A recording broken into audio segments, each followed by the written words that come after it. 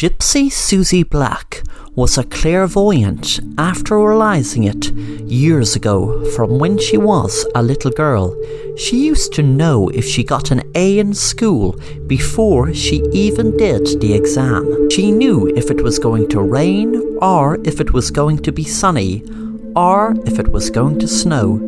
She had crowds and crowds flock to her to get their future told. All Susie had to do was hold their hand and she would see their future. She was the real deal. One client was delighted with Susie. She had great news to tell her. She said, "Madame, I have looked into my crystal ball and I've great news to tell you. You have great things to look forward to in your future. You were working hard for years to get your business off the ground.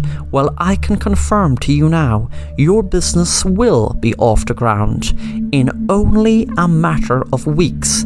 And not only that, but it will be very, very successful and bring you in lots and lots of money. And you will be very, very happy doing what you're doing. I am telling you this now in confidence that this is true, and I would like you to come back to me in a few weeks' time or a few months and let me know how your business is doing." The woman smiled, and she was so happy with her reading. But then there was another woman, and Susie would tell her the truth, even though it would tear her apart. She said, "I am very sorry, but your boyfriend is going to lose his life in a month's time. He is working in a very dangerous job. I will not say what job it is, and I will not tell you how he's going to die, but you should know yourself. You are getting danger money from your husband from the job he's doing. I am getting a reading, and I am getting an image of him being a special agent or a detective working a very dangerous case. There's no way you will be able to stop your husband from doing what he's going to do to be killed. I hate bringing you this news, but I'm afraid it is the truth." The woman went home and told her husband, and her husband was working on a very, very dangerous case. One day she found it very strange. She held a client's hand, but didn't feel anything. She just saw fire. She couldn't tell what it meant. The next client was the same. She held her hand, and there was nothing she could feel. Just see fire. The client got angry, not being told anything, but Susie wasn't going to lie. She wasn't going to make up stuff, because she never lied. She knew that there was fire, there was heat, but what did it mean? Susie was worried. She lost her psychic powers, but then she realised she hadn't lost any of her powers. She was seeing the future. She heard people scream and went outside and could see fire in the sky. The reason she couldn't read anyone's future was because there was no future, and seconds later, Earth exploded into flames, bringing the end of the world.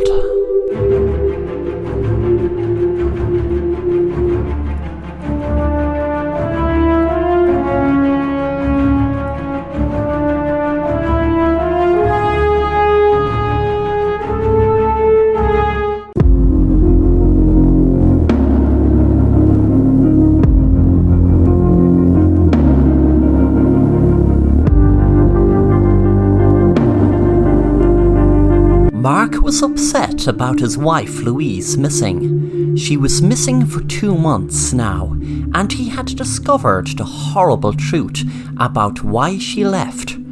Her best friend was murdered. He didn't know why she killed her, but it had to be that, because a few weeks after she disappeared, her best friend's body was found to be beaten to death. Mark visited a therapist once a week, and it gave him some comfort, but never made up for not being with his wife. The therapist asked Mark how he is dealing with things. Mark said, "I am just struggling to cope. Me and my wife did everything together and went everywhere together. I miss her so much. She was my rock. Some nights I just lie in bed and cry and wonder what had happened, and now the police are saying she killed her best friend. I just can't take any more of it. It's killing me inside. Sometimes I just wish I was dead." Detective Jackson was working on the missing persons case of Louise, Mark's wife, and also the murder of her best friend Stephanie.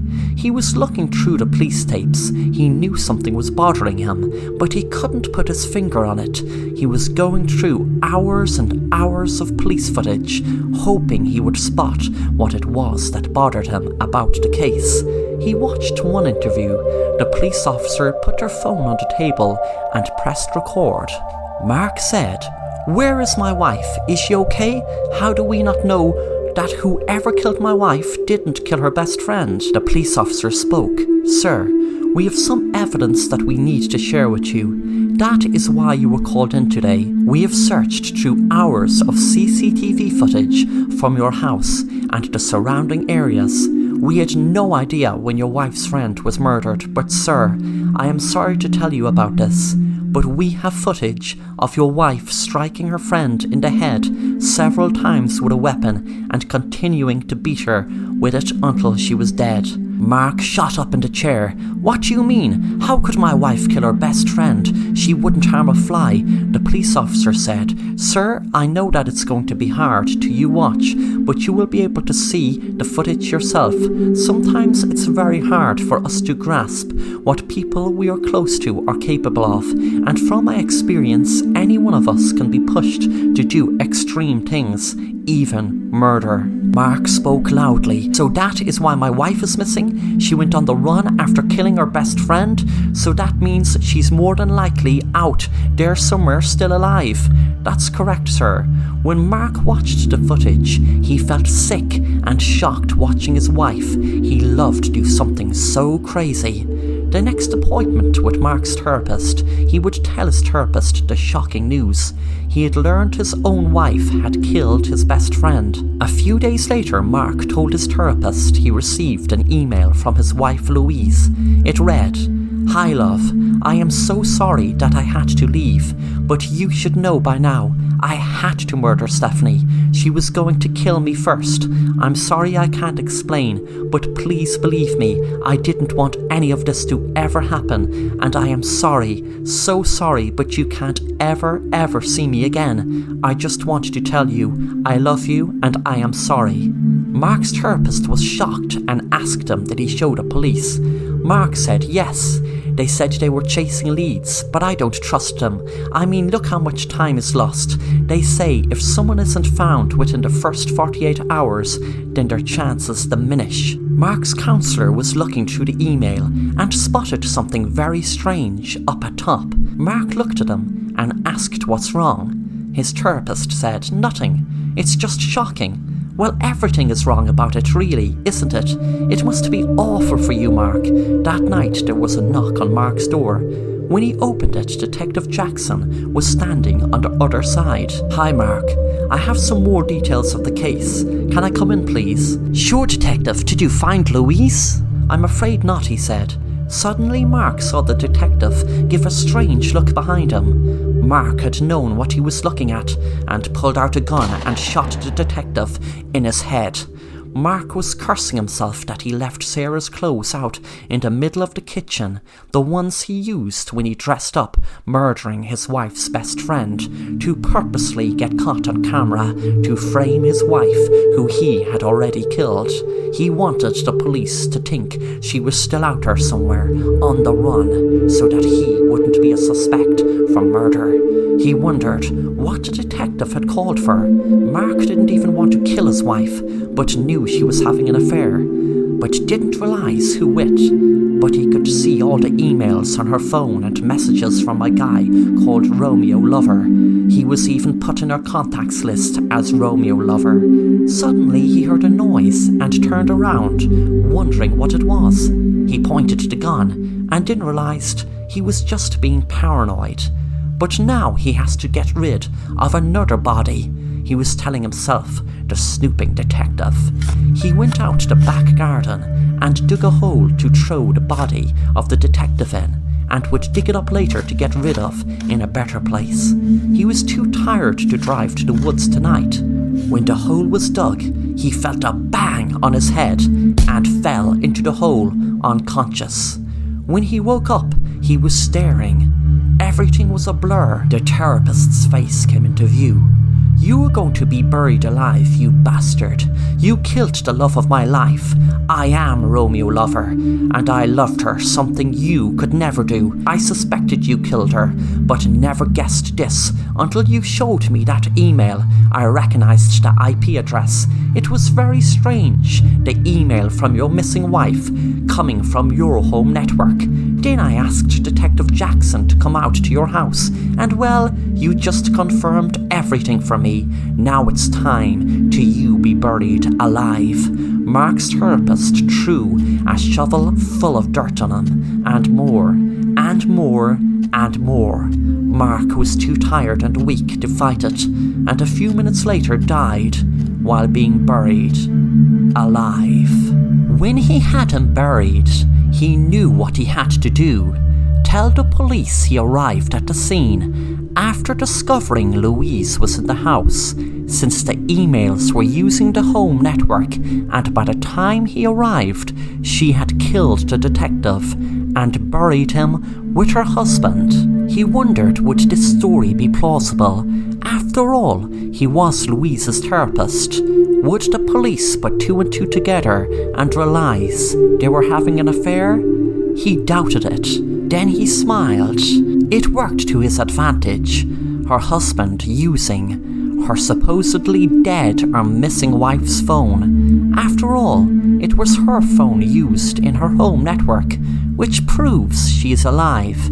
And she came back to her house to kill her husband, and ended up killing the detective also, and buried them both. The therapist smiled at his idea and said to himself, "This has all come together perfectly."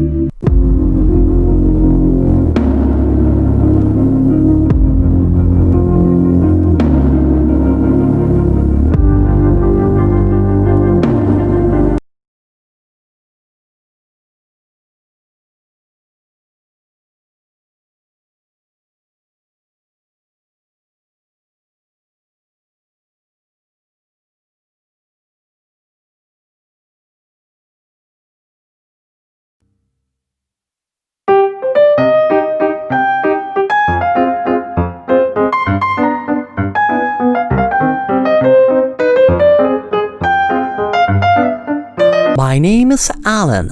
I always loved acting, and every year in my school I used to get a role in the local play. I loved playing the main part, but to be honest, any part I loved playing. I was reading through my local newspaper one day when I spotted an ad for an audition for a TV show. I was so excited about it. An audition in my very own town for a TV show. It was so attractive to me. I rang the number as soon as I got my confidence up. The lady on the phone took my details and then gave me an email to email a short video of me playing any role. I chose to send her the best role I could think of, which was a play I did last summer. I waited a whole week and got no reply. I was about to lose hope when finally my phone rang and I was asked to come to an audition, which was happening on Saturday. They emailed me the script. I read through it. The role was me walking up to a guy, asking him what advice he would give me on my wife cheating, and act really upset. I practiced in front of the mirror for about an hour, making up different dialogue that would suit the role. Finally, the day came for the audition, and I was nervous, but I just had to park the nerves and realise this is what I always wanted. There were 3 people I assumed were judges sitting in the theatre, and a man on stage. As soon as I walked in, the man said, "Just in time, Alan, is it?" I said yes. When I went up on stage, he said, "Give it your best performance." "Are you ready?" I said, "Yes, I'm as ready as I ever will be," and gave a smile. I jumped back with fear when the man pulled out a knife and started screaming. I was trying to run from him and he grabbed me. I looked into the audience and the 3 people were smiling. I felt sick, knowing that if I didn't do something, he would kill me. He started shouting hysterically like a madman and raised the knife again. I pulled him back and he fell off the stage. It was like I could hear a crack as his head hit the floor hard and there was a pool of blood. I was on stage, frozen in fear. The 3 people started screaming. I wondered why they brought me here to an audition to kill me. They all got together and held me, while one rang the police. I kept screaming, "Let me go, let me go." I said he was trying to kill me. One of the men shouted, "You bloody madman, you know that was the role you were meant to play. I sent it in your email." A few minutes later, when the police arrived, I showed them my phone and the email that was sent. It was then the man realized he had sent me the wrong script. The man I just killed, who I thought was trying to kill me, was only acting out a role that was in the script I was meant to have received. He never had any intention of killing me, and the knife wasn't even real. But the police had confirmed even before the email was read, the man I pushed had died from the impact when his head hit the floor.